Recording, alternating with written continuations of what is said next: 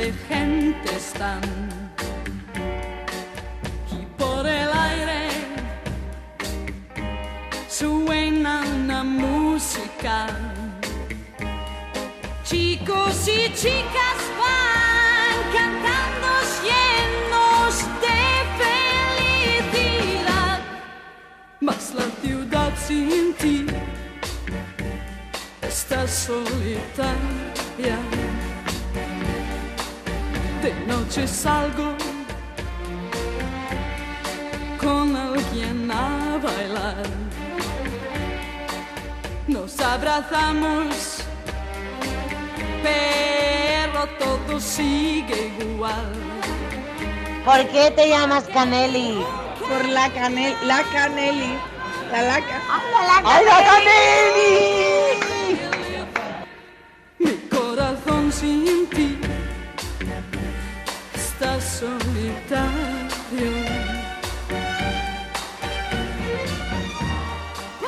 Hola amiguitas y bienvenidas a un nuevo episodio de Ayla Canelli. Este episodio para mí es bastante especial porque vamos a celebrar una película que para mí es una película de culto absoluto, una de esas que de pequeño te cambian un poco la forma de ver la realidad a tu alrededor. Y bueno, para hablar de esa película tengo también a su director. Estamos hablando del 25 aniversario que cumple Perdona Bonita, pero Lucas me quería a mí. Y tengo aquí conmigo a Félix Sabroso. Bienvenido, Félix. ¿Qué tal? Muchas gracias, Canelli, por invitarme. Encantado. Bueno, es un placer para mí, sobre todo, tenerte. Yo una vez te escuché que para celebrar a Dunia también, cuando nos dejó, para ti la que mejor representaba y la que mejor celebraba a Dunia era Perdona Bonita. Así que desde aquí también, pues, un recuerdo hacia Dunia Ayaso. Claro que sí. Le gustaba mucho esta peli, además fue nuestra ópera prima, nuestra primera peli, y sí que fuimos muy felices rodándola, girando con ella, estrenándola. Fue una época muy, muy maravillosa. Maravillosa. Y bueno, también he escuchado que tú con esta película has tenido tus fases, tus momentos. ¿En qué fase, en qué momento te encuentras ahora? Con respecto a mí sí, a ver, nunca me dejó de gustar. La película siempre me ha gustado y supuso cosas muy importantes en mi carrera, como primero el inicio de mi carrera y segundo, creo que durante muchos años se me etiquetó por esa película y eso no... Ahora, con la distancia y con el tiempo, digo, bueno, pues cuando tienes muchas películas y muchos trabajos, que te reconozcan por uno que es el esencial o el más importante o el que más fama ha adquirido, es mejor que no te reconozcan por ninguno, que todos estén en la medianía. Fue una película que, al ser nuestra primera película, fue nuestra incursión en el cine y entonces el factor sorpresa nos acompañaba, pero aparte de eso es que tuvo mucho éxito de taquilla y giramos mucho con ella. Entonces no, solo son alegrías, solo tengo buenos recuerdos de esa peli y de hecho es una peli que sigue bastante viva porque la gente la sigue viendo, ahora está en plataformas, se hizo en teatro, se hizo en musical, ha tenido un recorrido que no cesa. Bastante, y vamos, yo la he visto hace poquito en Flixolé, que sí. Está una calidad tremenda también. No sé si ha habido algún toque o está tal cual. Que yo sepa, no la han remasterizado. Nada, ¿no? No. Pues me ha sorprendido porque a lo mejor yo tengo también esa idea de, pues eso, de verla en DVD y tal, y está en bastante buena calidad. Así que, chicos, tenéis Perdona Bonita, pero Lucas me quería a mí y muchas más de tu carrera están en Flixolé. Sí. Las tenéis ahí y bueno, vamos a empezar hablando de un poco de ese momento noventas, ¿no? Sí. Porque siempre en España, tenemos esta idea de la movida de los 80, Almodóvar, que obviamente pues es referente también para ti, como para nosotros en el podcast. Pero de los 90, quizá de esa noche de los 90, no se ha hablado tanto. Llegasteis de repente un grupito de directores, entre Dunia y tú, Albacete y Menkes, también Miguel Albaladejo, Iborra, que de repente como que la explotasteis un poco. Sí. ¿Cómo era ese Madrid de los 90? ¿Cómo era esa noche de los 90? Pues mira, yo creo que era como... tú imagínate un look de una ochentera, ¿no? Que se supone que va como con cueros y así medio rockera, no sé qué, no sé cuándo. Todo el mundo atribuía el exceso a los 80 y los 90 fueron muchísimo más excesivos. Entonces tú imagínate, pues eso, cómo crecieron las hombreras, cómo crecieron los pendientes. Pues lo mismo en todas las circunstancias. El exceso, o sea, mis primeras películas, yo apostaba siempre por el exceso. A mí menos no me parecía más. Entonces, y lo mismo pasaba con la noche, salíamos mucho, nos drogamos mucho más en los 90 que en los 80.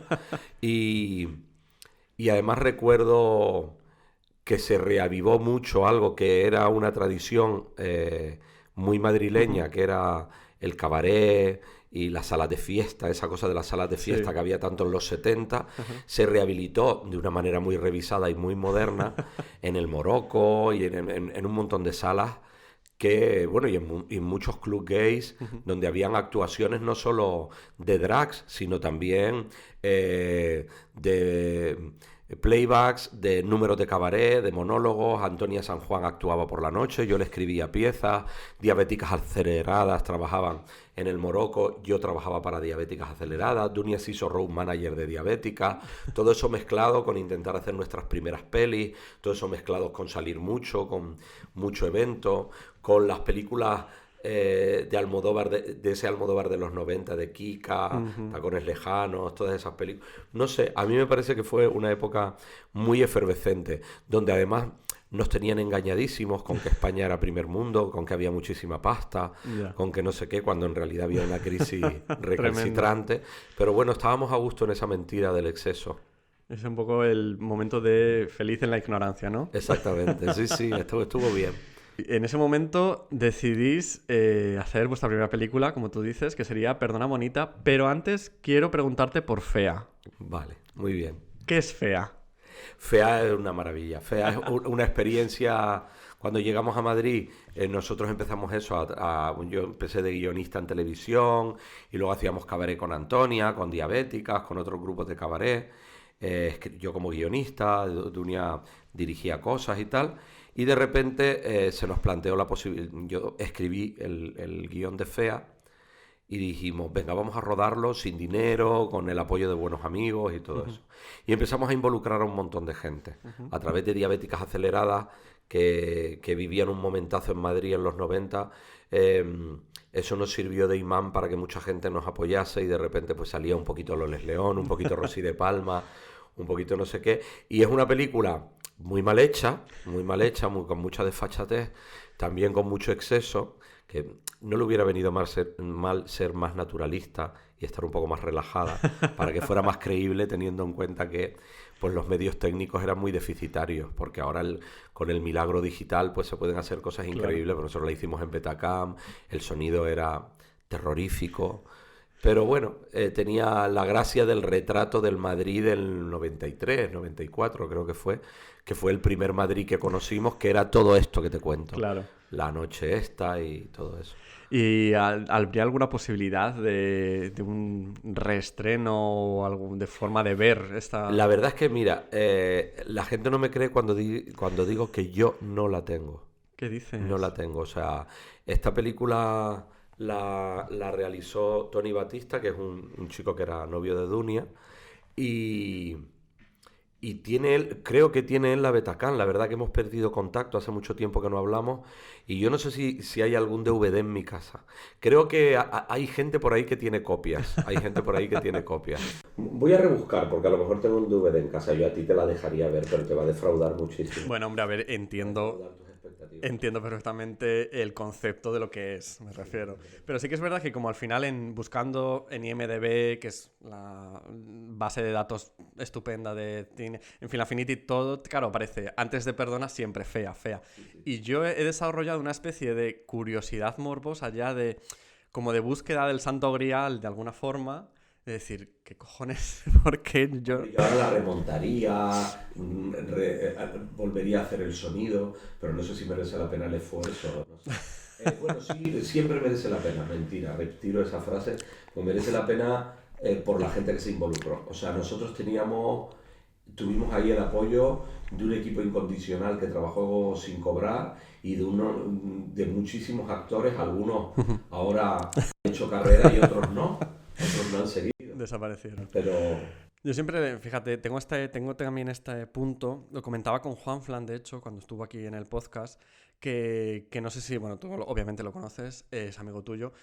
Hablábamos del ese libro que él cuenta que ha escrito sobre el plan travesti y que él no tenía ese momento de que no sabía si publicarlo, si no. Y yo siempre se lo he dicho, digo, es un momento, es un testimonio de algo que ocurrió que si tú mismo, que eres el que lo vivió, no lo deja, se pierde. Claro. Y entonces, esto que me cuentas también al final de Fea es ese Madrid, de ese años, principios de los 90, efervescente, que yo creo que también al final sí que merece la pena, sobre todo dejarlo como testimonio, ¿no? Quizá para nuevas generaciones.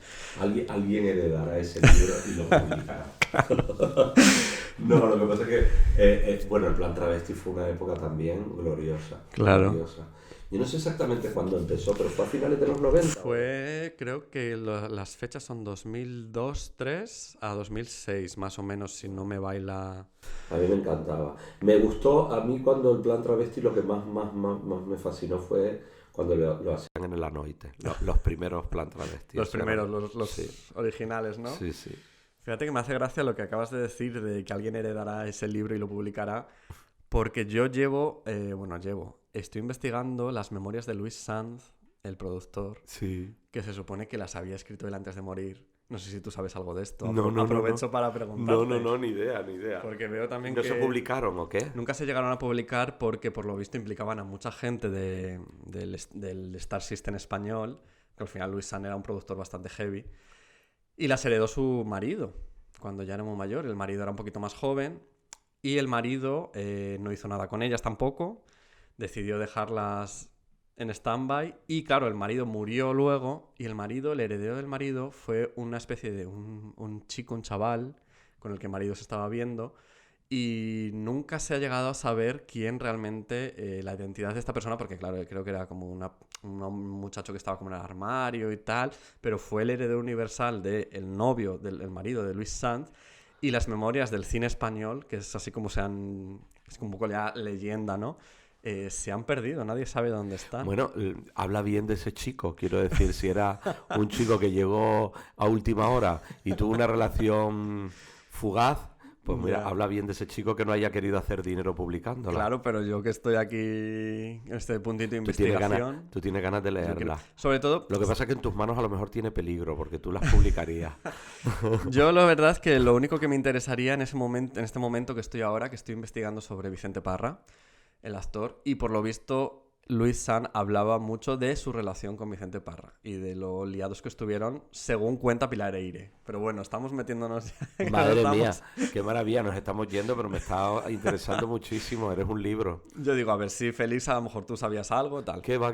No estoy tan informado como tú. Volvemos a Perdona Bonita. Este momento ya es mediados de los 90. Hablábamos también antes de Albacete y Menkes, que estrenan precisamente en el 96 Más que amor, frenesí, con esa escena en la ducha de ese polvazo gay. Sí. Yo creo que en el cine español todavía no se había visto algo tan así. Bueno, sí, tenemos obviamente La ley del deseo de Almodóvar, que yo creo que es el momento más que de repente ya en el cine español se ven dos hombres follando y dos hombres sin prejuicios. Pero ya La ley del deseo yo la tengo como muy drama, ¿no? La tengo como en esa especie de melodrama que crea Almodóvar, que es maravillosa, me encanta. Pero nos vamos a los 90 y ya tenemos esta especie de más comedia, más petardeo. No sé si a ti el adjetivo petardeo, no sé si te produce rechazo o... No, a ver, yo sé que lo de comedia petarda es una especie de etiqueta que nació de una corriente y además mucha gente utiliza el adjetivo petarda como algo que no es peyorativo. Uh-huh. Entonces a mí en sí mismo no me sienta mal, me da igual.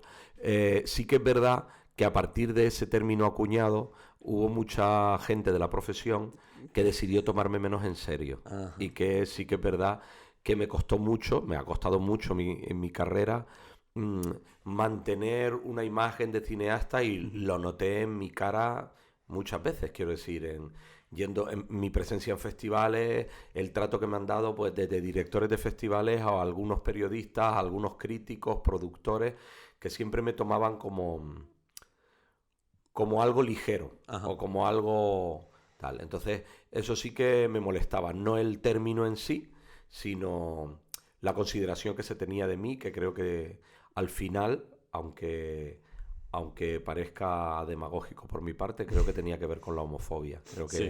Creo que tenía que ver con que, porque al final era una comedia de vocación comercial, tuvo éxito y resultados.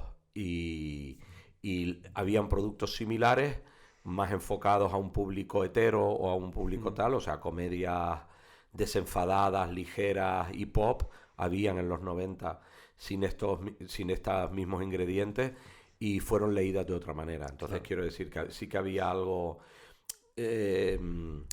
como de incomodidad. Creo que sí que es verdad que veníamos de una España que Pedro había abierto puertas, pero nosotros todavía nos encontramos con bastantes, Dunia y yo nos encontramos con muchos prejuicios, muchísimos, a la hora de desarrollar cosas, hasta el punto de, pues no sé, hacer una serie como la serie Mujeres y no tener continuidad y no seguir haciendo series, aunque lo intentásemos, pues nos complicaba mucho las cosas. Yo estoy orgulloso de mi carrera, de todas maneras.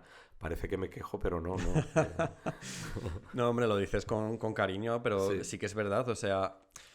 esa homofobia ha existido hasta hace poquísimo, y yo creo que ahora que nos estamos ya reapropiando de ciertos términos y de ciertas maneras, ¿no? Lo de comedia petarda yo lo digo con todo el cariño, claro. Y obviamente tú sabes que yo me la reapropio y... Pero si esto es como cuando... Depende de quién te diga maricón. Quiero decir, a mí Dunia todas las frases las terminaba con maricón. No me podría ofender. Claro. Quiero decir, pero hay gente que te lo dice para insultarte. Exacto. Claro que sí. Depende de quién lo diga y cómo lo diga.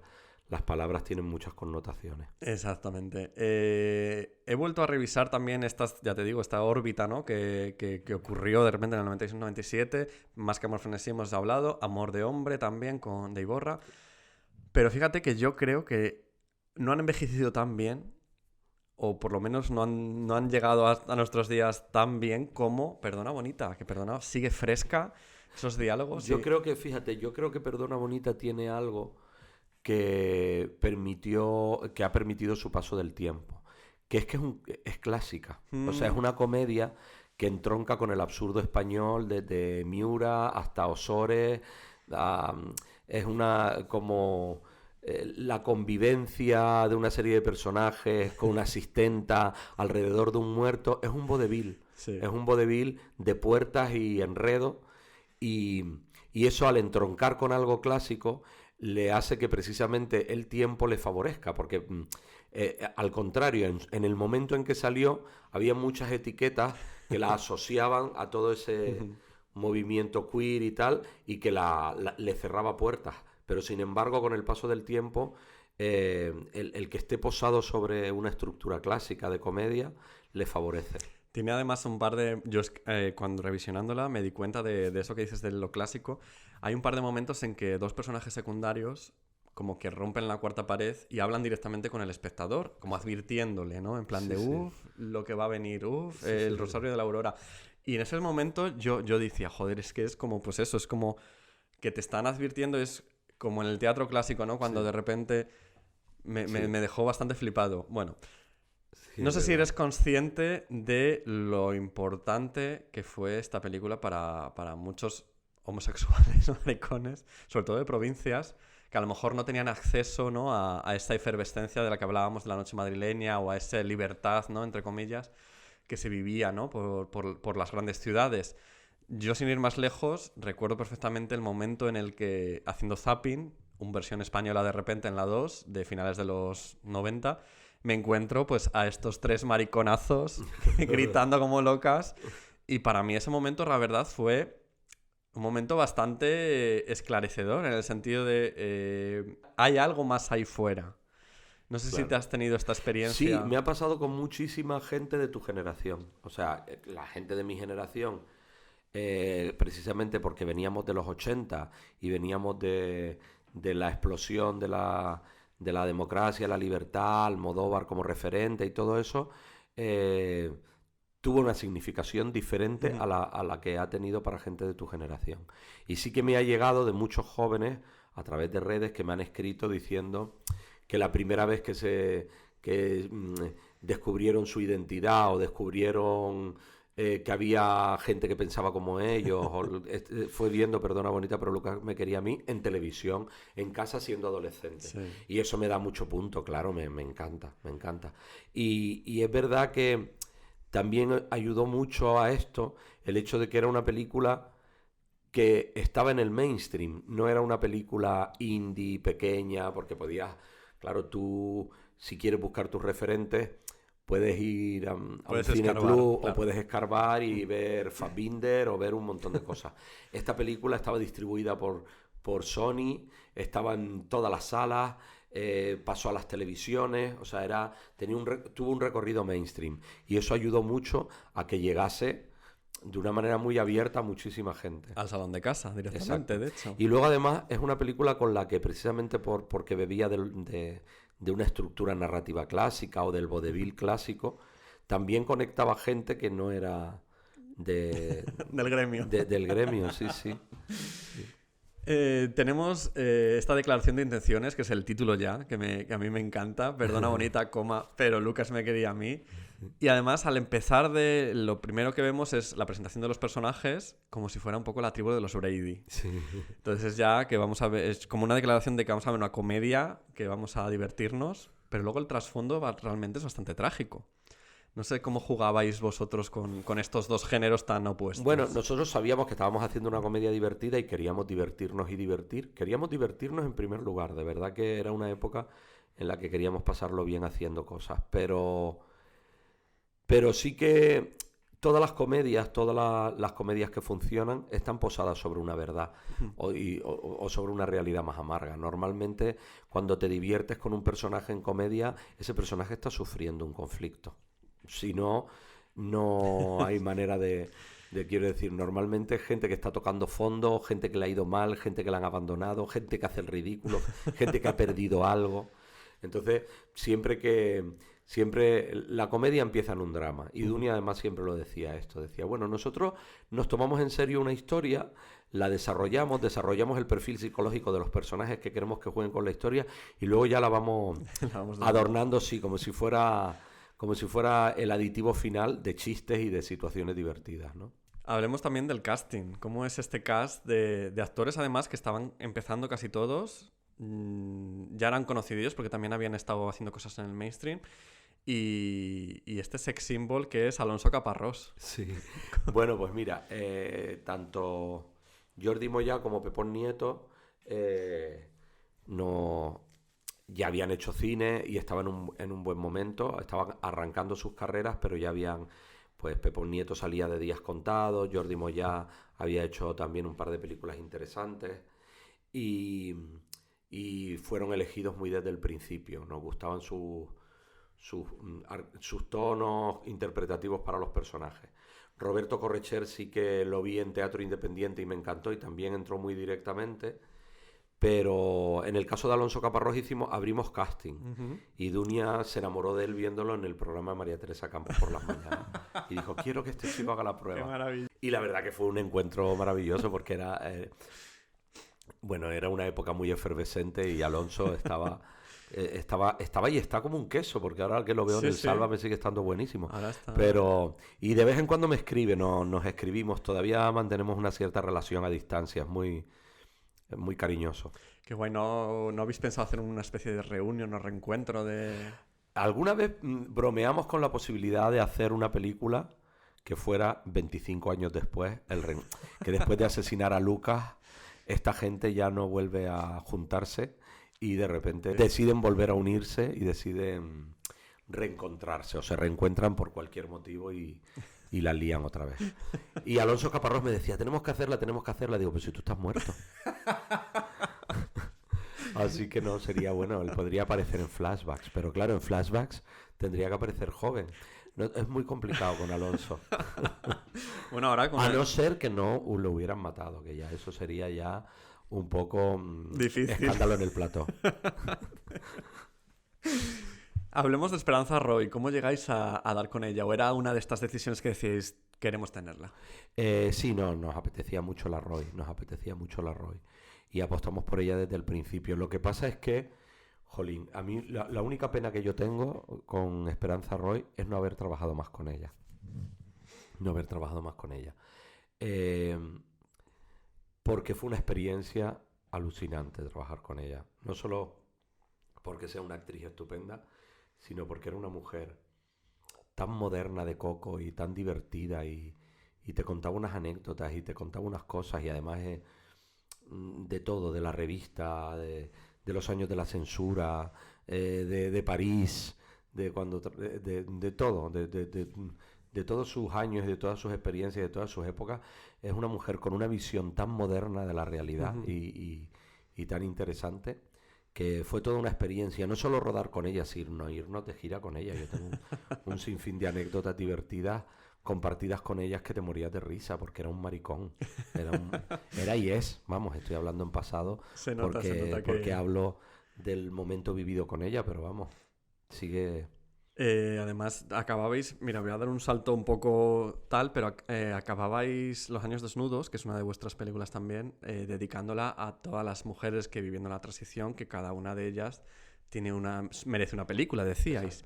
Y yo creo que Esperanza tiene un peliculón detrás de ella. Totalmente, totalmente. No, su vida ha sido un recorrido maravilloso. Además, una tipa de verdad con un coco muy moderno en una España... ella era una mujer adelantada a su tiempo, ha sido una mujer adelantada a su tiempo siempre y ha sabido manejarse con la realidad. Una tipa muy inteligente y muy talentosa. Me sorprende ya, aprovecho que he abierto el momento Los años desnudos, que no contaréis con ella para un cameo, aunque fuera en la película. Pues mira, sí que nos pasó una cosa, es verdad que podría haber estado en algún cameo. Nosotros teníamos para ella un personaje en El grito en el cielo, y ella decidió no hacerlo porque ella leyó El grito en el cielo y le encantó y nos dijo, yo tengo que hacer de María Conchita Alonso, ese personaje, o sea, de Miranda Vega. Sí, la protagonista. Porque ese personaje es para mí, tiene números musicales, actuó, canto, presentadora de la tele, tal, no sé qué. Y yo en ese momento no lo vi porque yo buscaba una actriz más joven. Claro. Pero, y María Conchita Alonso está maravillosa y ha sido también una experiencia maravillosa conocerla. De hecho, ahora está rodando en Málaga y en unos días para venir a Madrid y hemos quedado para cenar con María Conchita. Pero en su momento no lo vi y yo le ofrecimos el papel que hace Carmen Balaguer, de la madre de María Pujalte, de la madre prostituta con María Pujalte, que a mí me parece que hubieran hecho una pareja maravillosa y que lo hubiera hecho muy bien, pero a ella le dio mucha rabia que le ofreciera ese papel y se enfadó mucho y me dijo, no, yo si no hago Miranda Vega, no tal y no sé qué. Esto yo creo que lo puedo contar porque incluso, mira, para favorecer que parece que cuento un critiqueo, diré que si hubiera vuelto a hacer la película, a lo mejor le hubiera dado, con ella. Sí, le hubiera dado Miranda Vega a Esperanza Roy, que hubiera sido un gran truperío. Pero bueno, no fue así. Y luego, Esperanza no estaba muy por la labor de hacer mucho cine años después. Estaba tranquila, hacía algo de teatro, pero estaba ya al borde de dejar de trabajar y de ocuparse de su marido. Y luego, claro, papeles pequeños como cameos y tal, ni se me ocurrió ofrecerle cuando a mí me parecía que el personaje de la madre de la prostituta era un personajazo, que estaba muy bien, pero a ella no le pareció. No le pareció. Lo decía sobre todo porque además en Los años desnudos hay un momento del rodaje en la cárcel, es el momento carne apaleada total, que ella era la protagonista. Sí, entonces hubieras, no sé, yo me encantan esas bobadas que nadie más entiende a lo mejor de repente en la sala. Claro. Y digo, joder, es que ahora de repente aparece Esperanza haciendo de la guardia, por ejemplo. Que pensamos en muchas. Quiero decir que sale Susana Estrada. Susana Estrada, que está estupenda. Y que incluso nos reunimos con alguna más que no quiso. Pero... ¿Cuál? Victoria Vera. Victoria Vera. Que a mí me encanta Victoria Vera. Sí. Lo que pasa es que ella no se... Yo lo entiendo, ¿eh? Entiendo perfectamente el estigma que sufrieron por todo eso del destape y todo eso, y lo que tuvieron que luchar en una España de machismo recalcitrante para seguir siendo, y Victoria Vera fue una mujer que trascendió de eso, haciendo mucho teatro y entrando en unos... como en círculos intelectuales, con Paco Umbral, etcétera, etcétera. Pero entonces, claro, de repente hacer un cameo en una película sobre el destape como que no le ponía. Yeah. No le ponía. Y y me dijo que no, vamos, nos reunimos, tomamos café con ella y todo, pero no.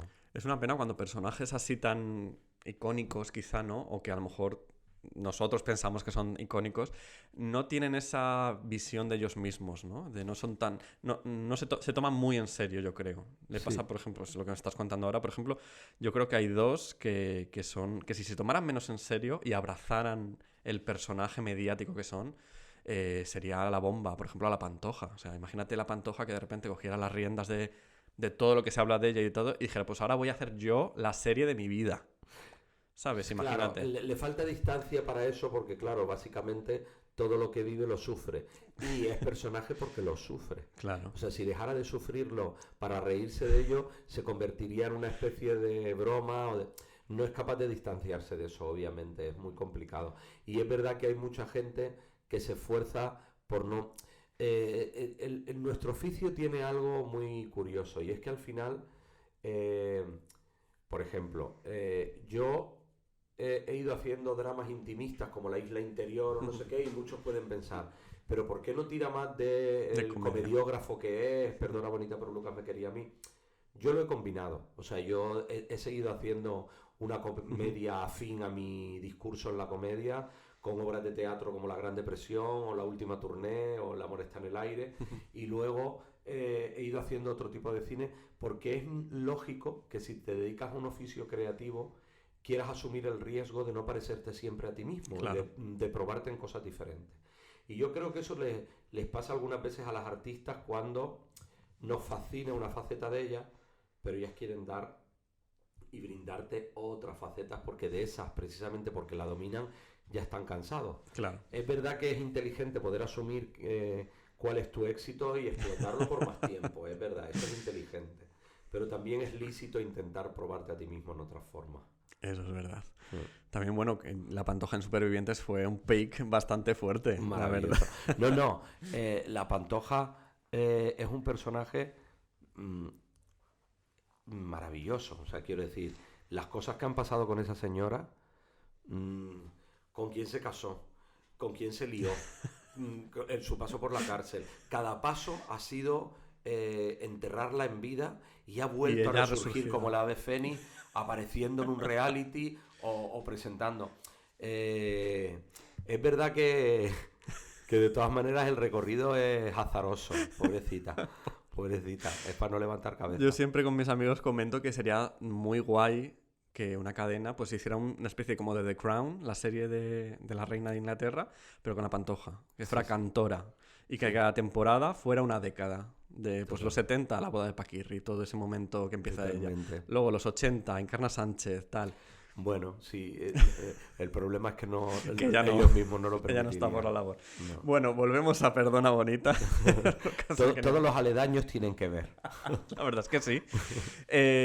Tenemos estos tres personajes maravillosos, encantadores, que además son un poquito, cada uno es un estereotipo del maricón de ese momento, iba a decir, pero realmente también de actualmente. Tenemos a la marica mala, que es un poco Roberto Corretxer. Sí. Tenemos también a la mística, ¿no? Un poquito, que es Jordi Moyà. Y luego tenemos pues a la menos agraciada físicamente quizá y como insegura, más ñoña y segura, que es enamorar. Pepo Nieto. Sí. Va a ser obvio la respuesta, pero ¿cómo llegáis a esos tres arquetipos de maricón? Bueno, estaban en casa todos. Estaban en casa todos. Yo he sido un poco los tres. Yo he tenido un momento porrero, gordo, inseguro, todo eso también lo he tenido. Y luego también he tenido mi fase canalla y ligona. Entonces era un poco fácil, ¿no? Estaba en casa, eso siempre. Sí, lo hemos vivido. Es que Dunia decía siempre en las entrevistas, porque os comparan con el cine de Almodóvar por la temática queer, por no sé cuánto, por la estética pop, por no sé cuánto, no sé qué, y Dunia decía, no es nuestro cine el que es almodovariano, nuestra vida es almodovariana. Nosotros formamos parte de esa corriente y de esa forma de vivir la realidad.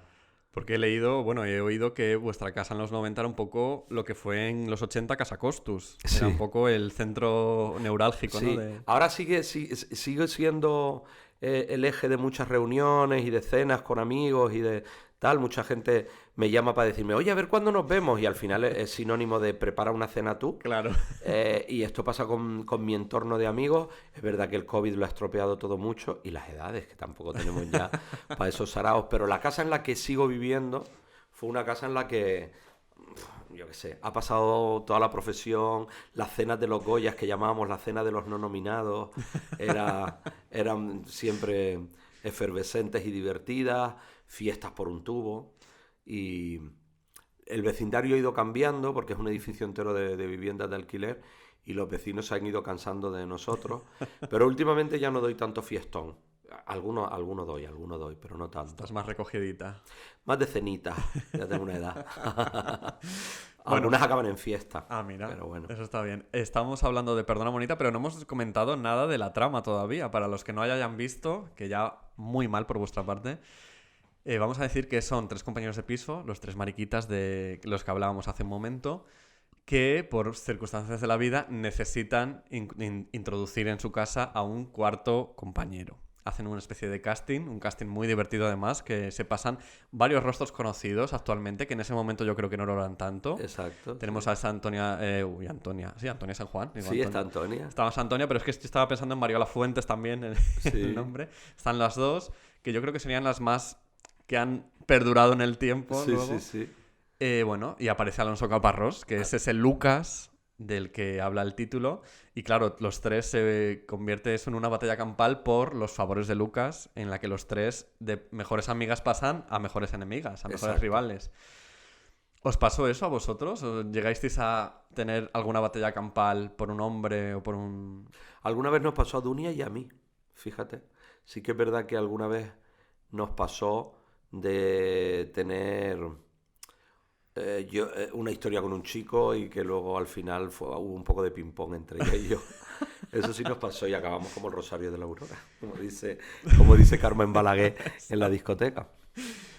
Tenemos a Esperanza Roy, que es la asistenta, que me encanta la escena en la que llaman por teléfono a la comisaría. Esa es mítica. ¿Qué le pasaría y a su asistenta que no sabe nada?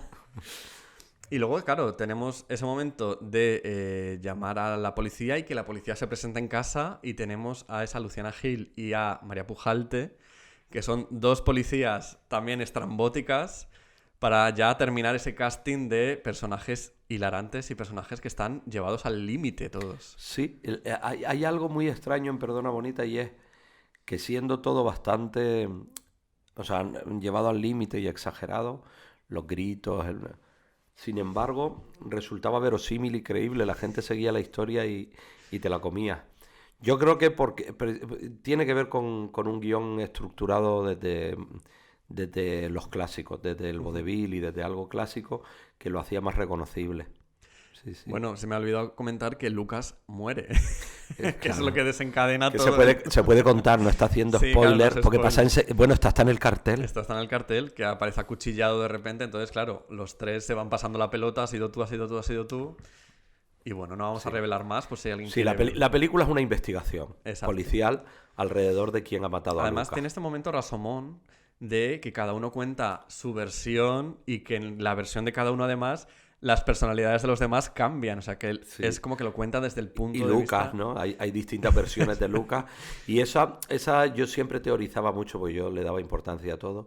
Yo decía, no, es que esto habla de las versiones del amor, de cómo realmente cuando nos enamoramos somos muy subjetivos y vemos a la persona amada en una proyección de nosotros mismos y lo que queremos que sea. Exacto. Y si yo voy de guay, Lucas era un chico muy enamoradizo, y si yo soy muy canalla, Lucas era una bomba sexual, y si yo soy muy místico, Lucas tenía una visión de la realidad diferente, y entonces era como que cada uno veía en Lucas una proyección de sí mismo, con lo cual habla también de la versión más egoísta del amor, ¿no? De perder el norte también, que además el personaje de Carmen Balaguer es lo que dice. Maravilla, perder eso. el Me norte encanta ese momento de Carmen Balaguer, que los productores al principio me decían, ¿en serio? Pero va a mirar a cámara, rompe la cuarta pared, va a hablar a cámara. Digo, sí, lo dice a cámara, porque esto es mensaje de la película y no nos vamos a cortar un pelo, lo dice a cámara. Pues es perfecto, esa es la decisión correcta, porque funciona, es que es eso. Y me encanta la visión de Esperanza Roy, que es muy sucesos de repente, ¿no? También, que ella empieza a contar el flashback y luego aparece en el ella. flashback y lo está contando y está pasando de fondo una versión completamente diferente a la que ella está contando. También es un recurso guay. A mí Que además, claro, en ese momento... queda muy de series de ahora, ¿no? De HBO, de estas serie cosas. de ahora, pero en el momento teníamos ese momento Niñas de Alcácer, ese momento el Mississippi, Sí. que queda muy también de esa... de Es esa- verdad, de esa es verdad. forma. Mira, no lo había pensado desde ahí. Lo que pasa es que está la hija. La hija era tremenda. Era fuerte. Pero la hija no era conocida ni... Carmen Navarro, sí, es una actriz que ha trabajado bastante y sigue trabajando. Estuvo en Las Veneno, Ajá, en el sí. grupo de teatro Las Veneno, y luego ha estado haciendo rodando una serie hace muy poco en Latinoamérica, La Reina del Sur se llama. Ah, sí, Ahí sí, ha sí. estado, ha tenido un personaje varias temporadas. Que además esa la petó bastante en Netflix, además, La Reina del Sur, Y creo. Carmen estaba en Fea también, salía en Fea. Y tiene un papelito en la serie Mujeres también. Sí, sí. Vamos, que era yo el que no la tenía sintonizada. No, básicamente. es verdad que, claro, hay muchas actrices que están muy en primera línea de combate y otras que no están en primera línea de combate, pero no significa que no sigan Claro, trabajando. exacto. Mm. No hemos hablado todavía de una de las robaescenas también, aparte de Esperanza Roy, de Gracia Olayo, de Ay, esa qué maravilla. Estrella. ¿Quién es Estrella? Ay, Gracia Olayo. Es que yo a Gracia Olayo es otra de las personas con las que me gustaría trabajar más. Adoro a Gracia Olayo. Pero habéis trabajado bastante con ella. Hemos trabajado en Perdona Bonita y en El Grito en el Cielo, En Mujeres también estaba. en la serie Mujeres. Sí, he trabajado bastante, pero no me falta más. Más. Sí, la quiero mucho, es muy buena actriz y es muy buena persona. Muy buena persona. Además, yo creo que también ahora está viviendo un revival de su propia carrera, porque gracias a la llamada de los Javis y tal, una generación completa la ha conocido de repente. Entonces, igual. Y luego me gustó mucho porque los Javis un día me confesaron que conocieron a Gracia Olayo viendo Perdona Bonita. Y Mira. que por eso contaron con ella. Entonces eso me dio mucho subidón. Pensar que Gracia continuaba su carrera, porque claro, los Javis le han dado mucho lugar. Ha trabajado mucho con ellos. Gracias a que la hubiesen visto en Perdona Bonita. Eso me dio mucho subidón a mí, porque de verdad que es una tipa estupenda. Hablo con ella con mucha frecuencia. Pues a ver si es verdad y surge alguna Sí. colaboración guay. Bueno, ahora voy a hacer una serie, ojalá tenga mano para... Bueno, es una serie de encargo que voy a dirigir para El Deseo, Ajá. que no es escrita por mí, solo la voy a dirigir. Y por eso, evidentemente, el casting no lo estoy No es de tu haciendo yo mano. de primera mano. Pero bueno, está siendo un casting muy, muy poderoso. ¿Algo que nos puedas contar o es todo de repente...? Empiezo a rodar en mayo, Ajá. puedo decirlo. Produce El Deseo. Y creo que no me dejan contar nada más, porque es que ahora con las plataformas hay unas cláusulas de confidencialidad Sí. tremendas. Mejor no meterse, ¿no? O sea, Por no te puedo decir decir nada ni por el si título acaso. ni la protagonista, que ya está la protagonista cerrada. Pero es Bueno, comedia, también te puedo decir que comedia es y comedia. sabemos que la protagonista es Capítulos de una mujer. media hora, comedia, y la protagonista es una mujer. Bueno, pues nos quedamos con eso a mayo esperando más noticias y volvemos a Gracia Olayo y su personaje Estrella. Te decía lo de ¿quién es Estrella? Para ver si tú continuabas la frase. Ah, ¿quién es Estrella? Un putón que Un canta. putón que dice que canta.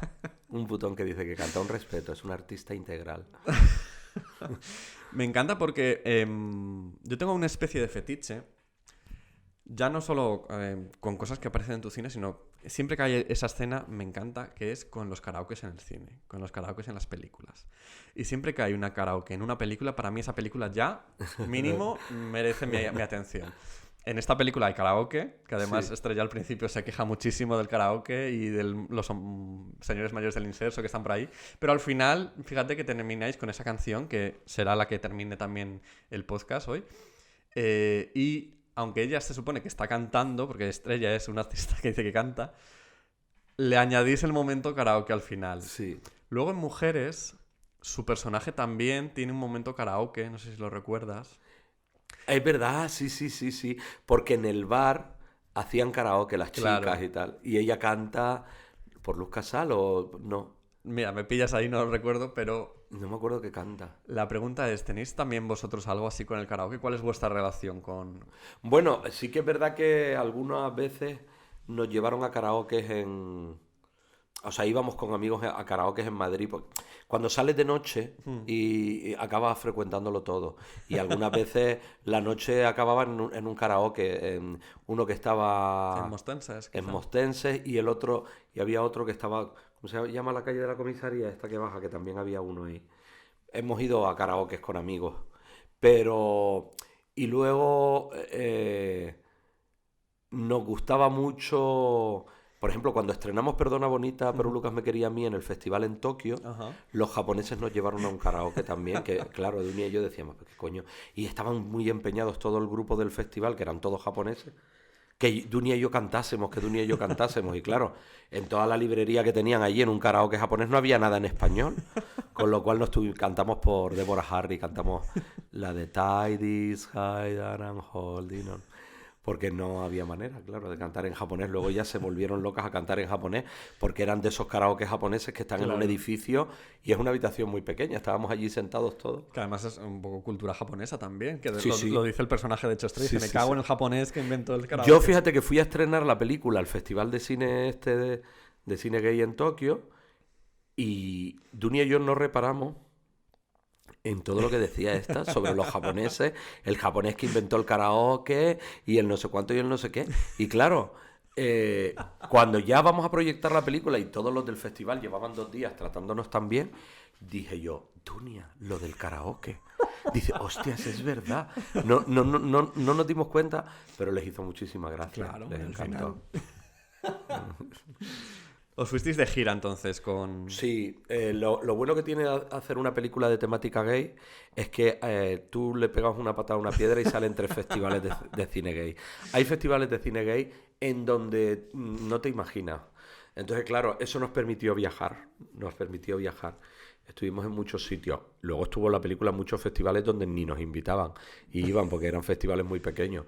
Pero estuvimos viajamos un montón. En Miami, en Nueva York, en Londres, en Tokio, en muchos sitios gracias a Perdona Bonita, pero Loca me quería a mí. Y la película, por lo visto, estuvo en un cine aquí en Madrid todo un año entero. Un año entero, sí. Eso fue una cosa un poco como mítica, porque también como muy...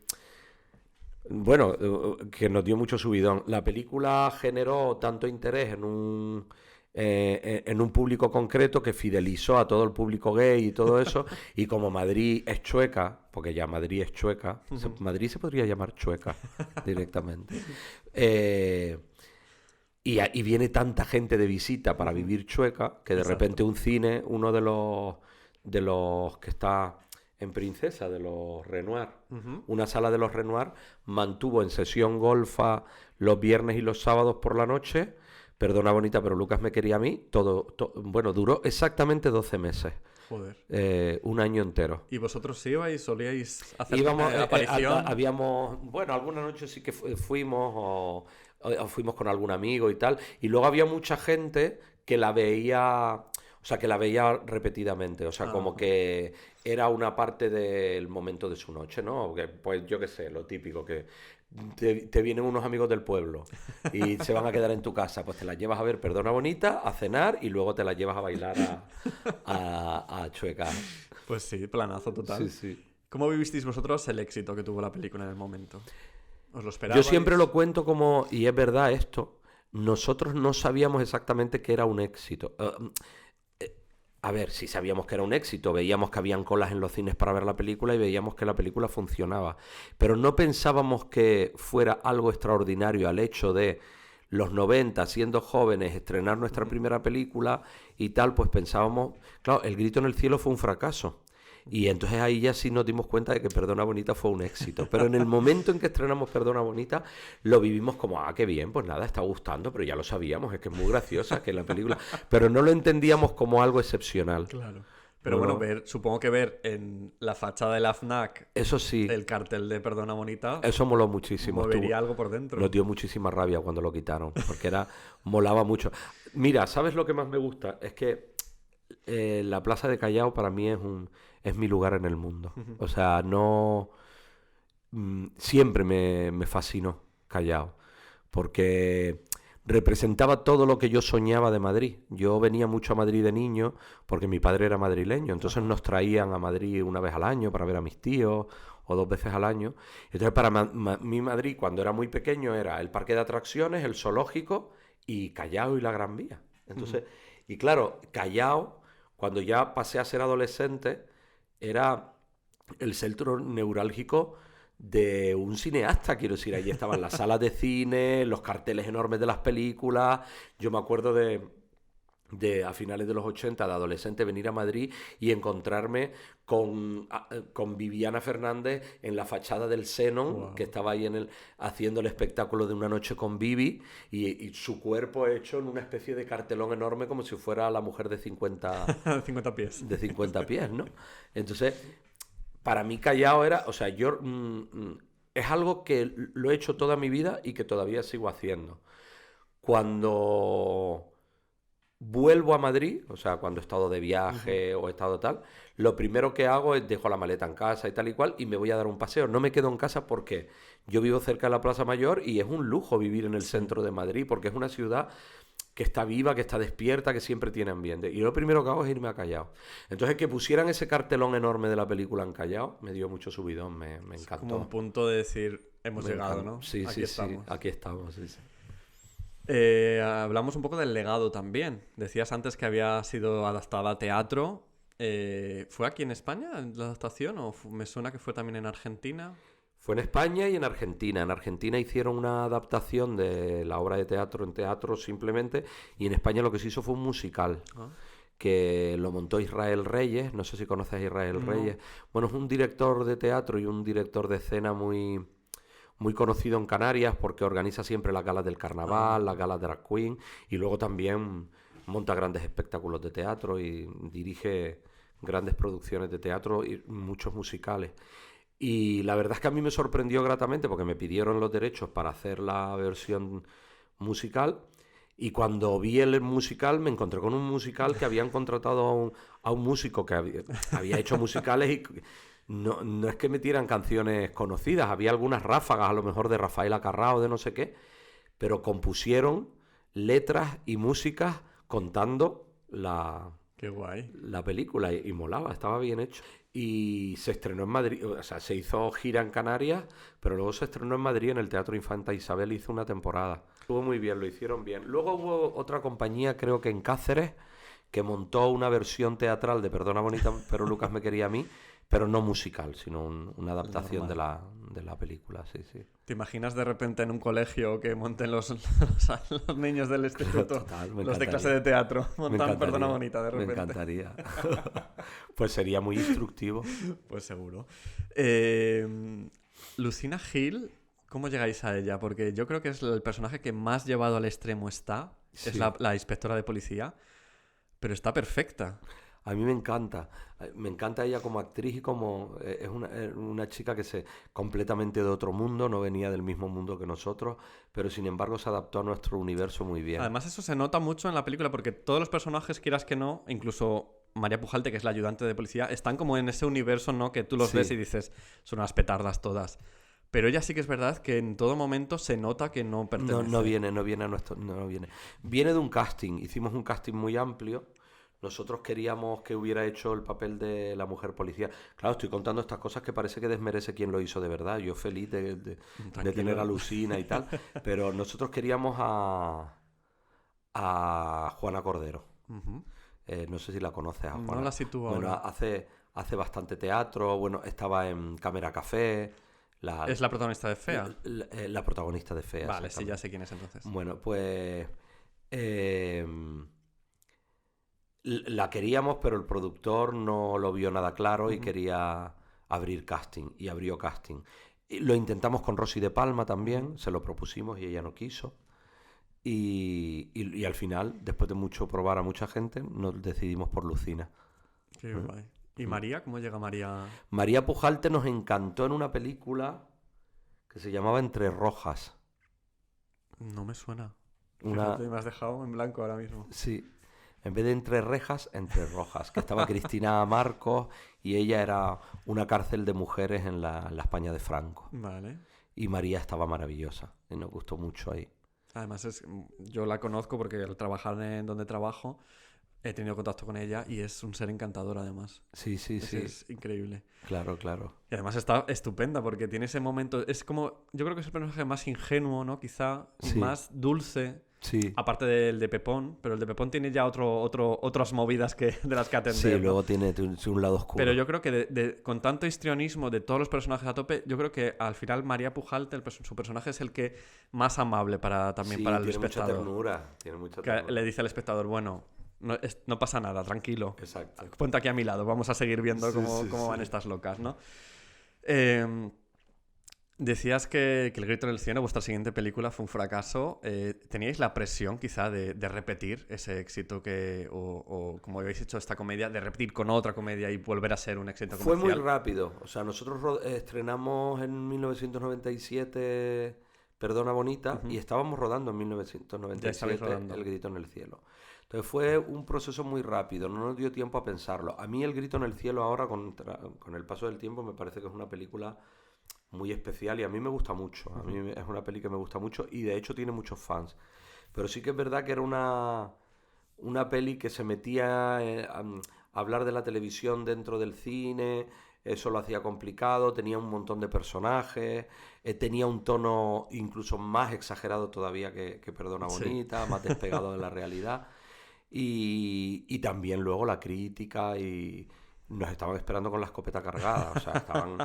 O sea, el éxito de Perdona Bonita les cayó la boca, pero nosotros en Perdona Bonita tuvimos críticas buenas y algunos premios, pero también tuvimos críticas malas y siendo una película de mucho éxito no accedimos, por ejemplo, a algo ya a dirección Nobel o no estuvimos nominados, ni ninguno de los actores ni nada.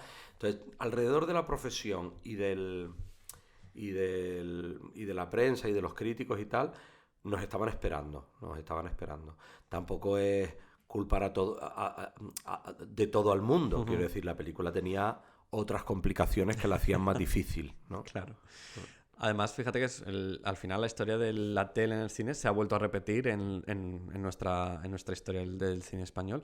Alex de la Iglesia hizo Mi Gran Noche, ¿era? Con Mi Gran Rafael, Noche. que era un poco... Yo cuando la vi, Mi Gran Noche, dije... Sí. Tiene este momento que me recordaba mucho al Grito en el Es un cielo. poco, claro, una película muy, muy coral alrededor de un conflicto en un programa de televisión mientras se está grabando el programa y que además revienta todo al final. O sea, verdaderamente es parecida. Es parecido. Hace poquito tuvimos este musical de Rafael Acarrá, no sé si lo conociste, llegaste a verlo, el Explota, Explota, se llamó. Sí. Que también era al final alrededor de un De un programa de programa. televisión que hacían con las Sí. canciones de Rafael Acarrá. Tenemos luego Descongélate. Sí. ¿Cómo se recibe Descongélate? Descongélate cayó mejor, la crítica fue muy buena y funcionó de taquilla, fue bien. Tuvimos la suerte de que al ser producidos por la productora por El Deseo, por la productora de los hermanos Almodóvar, tuvimos una repercusión en ventas internacionales fantástica. O sea, es una película que se ha vendido a un montón de países y que no sé, yo tengo carteles con letras en griego, en todos los idiomas de Descongélate. Y yo es una película de la que estoy especialmente orgulloso, porque me parece una película que es una buena transición entre las primeras películas, Perdona Bonita y El grito en el cielo. Esta sigue siendo comedia, sigue teniendo una atmósfera nocturna, tiene su toque petardo, pero es más dark, tiene un puntito, es como una versión de mí mismo más señal de ese momento, que a mí me encantaba el tono de comedia de los Coen y esa cosa de la comedia negra y tal. Y creo que es una buena transición entre el cine anterior y lo que empiezo a hacer después. Después de Descongélate ya vino Los años desnudos o La isla interior. Que Los años desnudos... la estuve viendo ayer, de hecho. Ah, sí. Reviendo otra vez. Y me quedé, vamos, al final destrozado. Totalmente. Sí. Pero me gusta mucho Los años desnudos y me da pena que lo poco reivindicada que está. Quizá necesite un poquitito más de tiempo para que ya las nuevas generaciones también la conozcan y conozcan esa historia. Pero me sorprendió ver las malas críticas que de repente causó en su momento. Los años desnudos es una película que creo que se hubiera merecido también otro recorrido. Yo creo que es una película que está muy bien. Hablar de mí mismo y de mis películas en estos términos Es súper egocéntrico, perdóname. Bueno, o sea, Pero es que objetivamente me parece que es una película... Bueno, objetivamente. A mí me parece que es una buena película. Y, y sí que es verdad que se nos machacó mucho. Se nos machacó mucho. Pero a mí me parece que es una peli bien rodada. Y de hecho ahora, con el paso... Los Años Desnudos nació la idea... Yo quería hacer una serie. ujú, Lo que pasa que en ese momento, cuando hicimos la película, era impensable. Las series solo se hacían en abierto claro. y nadie... Vamos, a las productoras que lo presenté como proyecto de serie me dijeron, ¿te imaginas hacer una película sobre esto? Yo creo que ahora después, Ahora sí, claro. sería un bombazo hacer una película sobre las mujeres de la España de la transición. De hecho, hace poquito se salió la noticia de que los Javis estaban como trabajando en una especie de serie que no se sabía muy bien si era biográfica o no, de Amparo Muñoz, pero Estuve eso... trabajando en ese proyecto yo. ¿Nos puedes contar algo? Escribiendo. Bueno, al final no se ha hecho, está en un cajón, no han dicho un no definitivo, Ujú, pero al final los Javis tienen un momento de éxito tan brutal que tienen ese y otros muchos proyectos, Claro. y yo creo que necesitaban toda su energía para proyectos nuevos que iniciaban, y iba andando con más lentitud y lo metieron en un cajón. No sé si lo recuperarán en algún momento. Yo me encargué o sea, ellos hicieron un primer esbozo de proyecto, ujú. tenían un dossier y todo eso, y a mí se me encargó desarrollarlo y reescribí un primer capítulo que ellos tenían y reescribí todo el arco dramático de la temporada, y a mí me hubiera encantado meterme en esa materia porque era muy afín a mí y Sí. además controlaba mucho el contenido. Yo creo que por eso los Javis contaron conmigo. De hecho, la verdad es que tengo muy buena relación con ellos y me siento muy bien de que gente muy joven, que además admiro porque me encanta Paquita Salas y me gustan muchas de las cosas que hacen, y La Veneno, también escribí en La Veneno algún capítulo, que cuenten conmigo y además repitan, ¿no? Sí. Que me llamen para hacer cosas. Qué guay. Sí. Pues hablando de las mujeres en la transición, veía Los Años Desnudos y me daba esa sensación de que quizá hay un melón ahí sin abrir aún y que deberíamos abrir, ¿no? Un poco este momento Me Too que vivimos también, Claro. sobre todo en América, y de reparación para esas mujeres. Totalmente. Yo Yo creo creo que que sí, se vamos. debe. Mi película pretendía eso, pero a lo mejor fue demasiado pronto. A Yo lo creo mejor que después sí. del Me Too hubiera sido más oportuno. Pero bueno, uno hace las cosas cuando se le ocurren, y algunas veces adelantarte es casi tan torpe como atrasarte. Bueno, pero me refiero... Porque al final estar en el momento adecuado es También lo conveniente para el éxito, ¿no? yo entiendo que a lo mejor algunos directores o creadores que sus obras se conviertan en obras de culto, claro, dicen, a ver, a mí que sea obra de culto dentro de 20 años me da igual, yo quiero que sea un éxito ahora.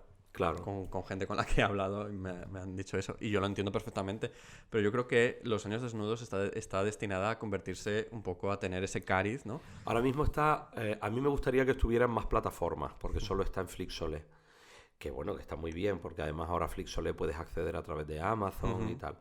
Pero me gustaría, por ejemplo, yo tengo otras películas que estando en Flixolé, pues están también en Netflix, o están también en Amazon, o están también en Filming, y eso permite más entradas y que la gente pueda disfrutarlas más. La Isla Interior, por ejemplo, ha explotado, Sí. no ha parado de ver la gente y de escribirme gente, pues a través de versión española, pero también a través de Netflix o de... Que además Cayetana Filming. no paraba de... Sí, sí. Bien, lo vi hace poco para prepararme para la entrevista. Madre mía, te has Y- preparado la entrevista. Qué guay. Y Cayetana era la fan número 1 de La Isla Interior, que es Sí, tu sí. siguiente película, vuestra siguiente película. Sí. ¿Cómo llegáis ya a ese momento de Pues mira, drama? la película en realidad, La Isla Interior está escrita antes que Los Años Desnudos. Lo que pasa es que nadie nos la quería producir. Nadie, después de Descongélate, quería producirme un drama intimista alrededor de la esquizofrenia, tal, no sé qué. De hecho, estuvo en varias manos y de hecho llegué a firmar algún contrato de desarrollo. Estuvo en El Deseo, estuvo en MediaPro. La película tuvo el guión tuvo un larguísimo periplo en el que nadie apostaba por ella. Y así pasaron 6 años desde que estuvo escrito el guión, 6 Madre años. mía.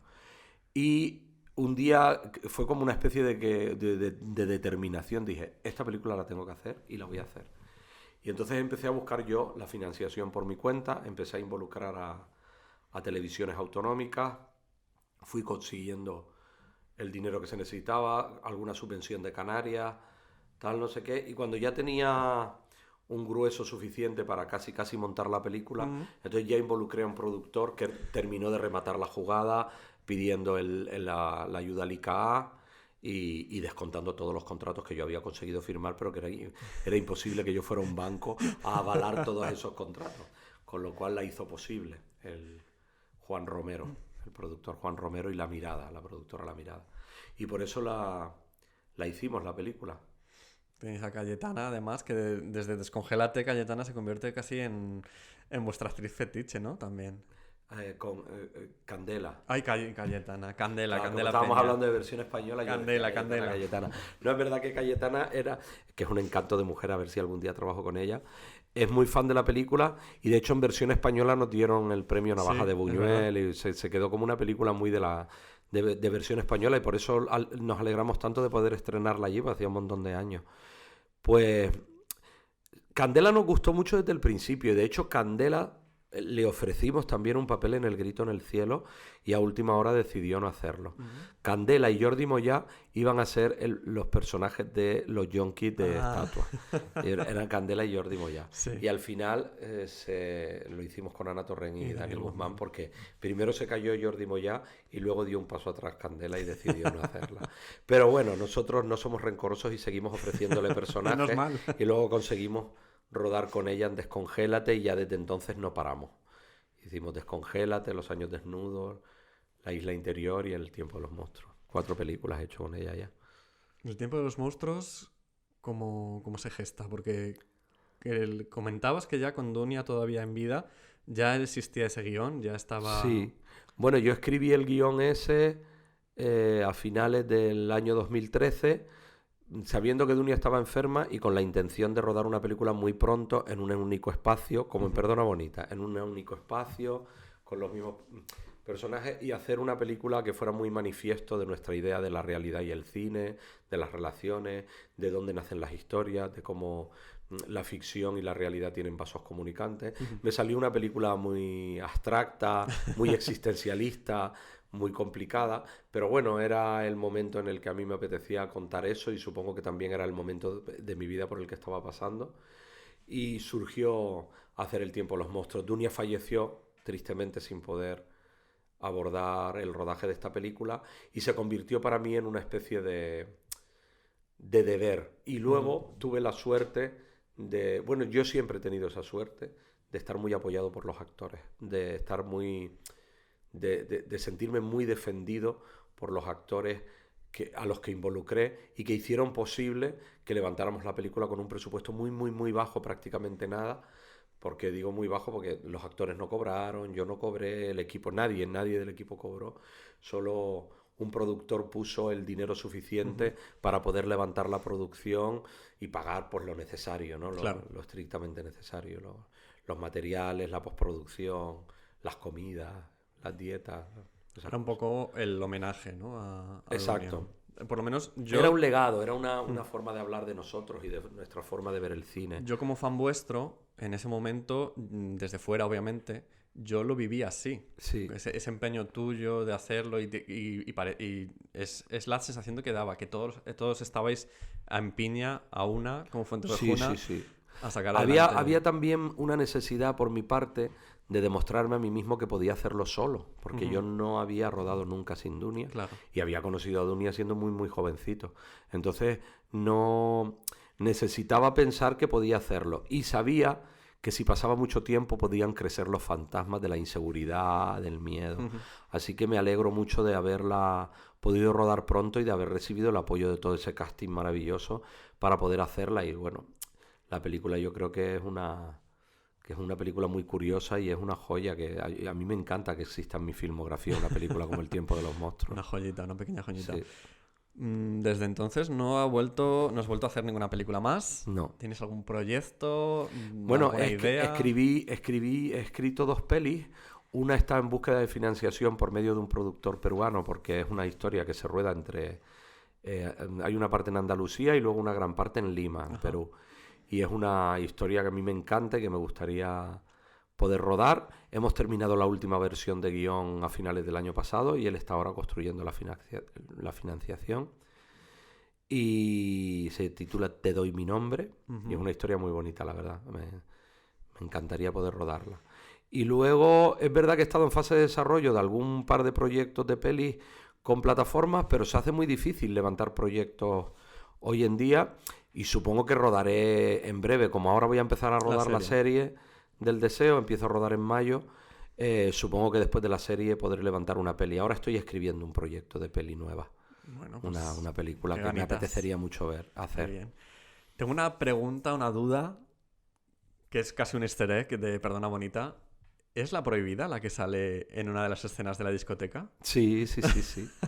Sí, es que era el House of Devotion que hacía en los 90 Dani Panulo, y el grupo de bailarines que tenía en House of Devotion estaba David Delfín, estaba La Prohibida, estaban intermitentemente Mariola Fuentes participaba también del House of Devotion porque había pertenecido a un grupo de cabaret que dirigía Dani Panulo, y Juanma Cucarella también. Claro, La Prohibida a mí me ha generado fascinación muy desde el principio. Me encanta la música que hace. Me parece que también es un artista que necesitaría más reconocimiento en el mundo de la música, porque creo que sus producciones musicales tienen mucha calidad y sus letras también. Incluso el color de su voz me parece diferente y suena muy bien. Y me parece que cada disco que hace es mejor. Yo creo que le falta dar ese salto, ¿no? Al gran público, entre comillas, si es que ese salto existe. Porque obviamente los maricones ya la tenemos como la diva que es. Sí. De hecho, cada vez que suena baloncesto en la discoteca, la gente se vuelve loca. Pero claro, en ese momento vete tú a tu prima de Cuenca a decirle, esta es La Prohibida. Claro, sí. No, a mí me encanta. Una película de la historia del cine que te hubiera encantado hacer tú. Que dijeras, esta película me encantaría. Pues a mí siempre me gustó mucho La Dolce Vita de Fellini, mucho. Siempre me pareció muy fascinante esa película, y además el retrato de esa Italia de Cinecittà, del mundo, todo eso me encantó. Así que cuando Sorrentino hizo La Grande Belleza, me dio mucha envidia. Cuando yo vi La Grande Belleza, vi La Dolce Vita de nuevo. Y todo lo que contaba en La Grande Belleza le daba un poco la mano al fondo temático del Tiempo de los Monstruos, salvando las distancias, son películas muy diferentes, pero sí que hay algo del fondo temático que cuenta, tiene mucho que ver con la crisis de lo artístico, la decadencia de un sistema alrededor de la creación artística, el porqué de nuestro trabajo, la soledad del creador, todo eso está tocado en las dos películas, y me dio mucha envidia ver un peliculón como La Grande Belleza. Me encantaría firmar una película así. ¿Y actor y actriz con los que digas, no he trabajado nunca, pero me encantaría? Incluso si estuvieran ya muertos. En plan, de que te encantaría haber trabajado. Bueno, Bette Davis, me encantaría trabajar con Bette Davis. Menuda bruja. Nicole Kidman me gustó mucho durante muchos años. Bueno, decir que me gusta Meryl Streep es un tópico. A quien no le gusta Meryl Streep. Es un poco bien en el carnet. Pero ¿no? luego es verdad que he trabajado con bastantes actores con los que no esperabas y luego de repente te has sorprendido. Sí, he trabajado con gente con la que me gusta. O sea, me gusta trabajar con Candela Peña y he trabajado con Candela Peña. Me gusta trabajar con Antonia San Juan y he trabajado con Antonia San Juan. Con Pilar Castro. Las actrices con las que cuento forman parte de tu familia, casi. De mi imaginario a la hora de querer trabajar, ¿no? Luego hay muchos actores y actrices españoles, algunos incluso que me han dicho, nunca me ha llamado para trabajar, y digo, pues no entiendo por qué, porque me gustas mucho. O sea, hay gente de España con la que no he trabajado que a lo mejor en un próximo proyecto. Exacto, sí. Pueda caer. O gente con la que he trabajado muy poquito. Por ejemplo, con Carmen Machi yo he trabajado poco. ¿Verdad que estaba en el Descongélate y en El Tiempo de los Monstruos? Pero he trabajado poco y me gusta mucho. Con Antonia en realidad no he trabajado tanto tampoco en cine. En teatro sí, pero en cine muy poquito. Y ahora que tú has abierto el melón, por favor, dime qué película de Bette Davis te llevarías a una isla desierta con DVD o con...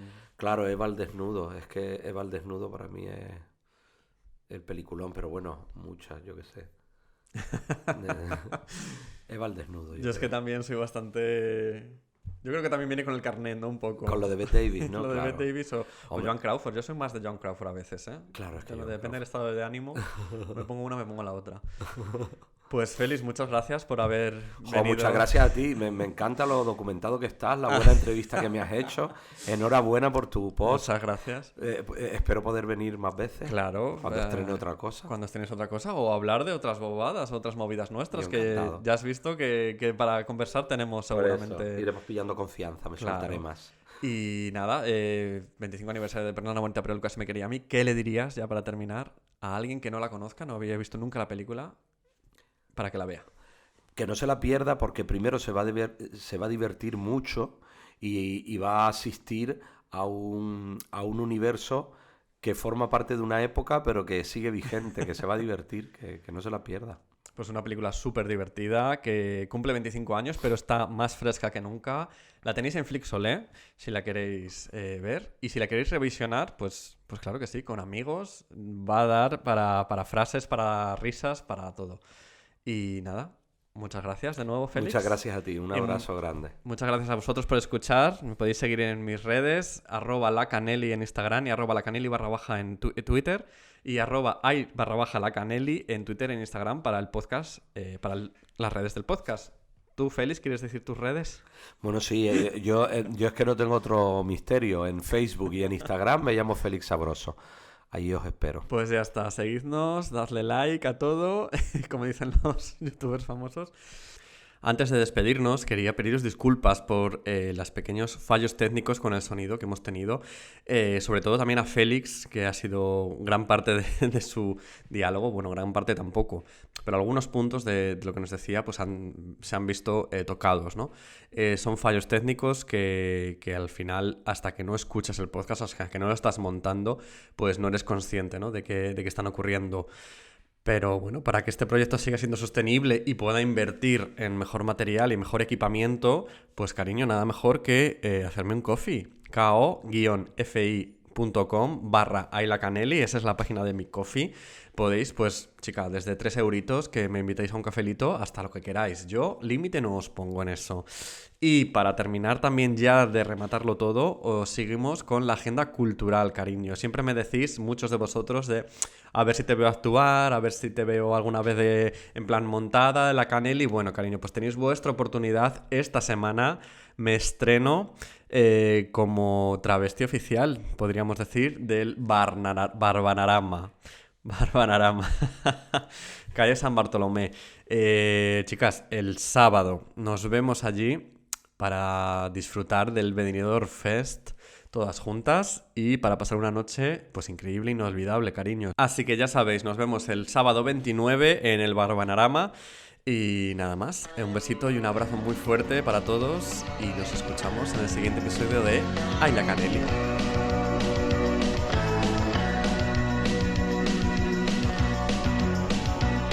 Está cansado el sol de tanto y tanto caminar. Se le va y se va, se le va y se va.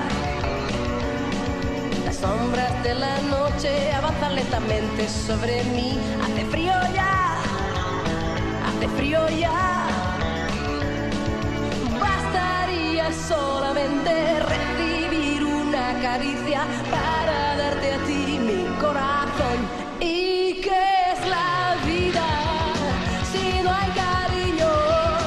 Es como un árbol que sin hojas se quedó. Es como el viento, el frío viento que deja triste y solitaria la ciudad. ¿Y qué es la vida? ¿Qué es si no estás tú? Me siento cual abeja que sin flores se quedó, que no vuela más, ya no vuela más, que vaga por el fuego de tu inmenso amor que apagado está. Hace frío ya, hace frío ya. Has borrado la sonrisa que en mis labios florecía y tú sabes bien que no volverá. ¿Y qué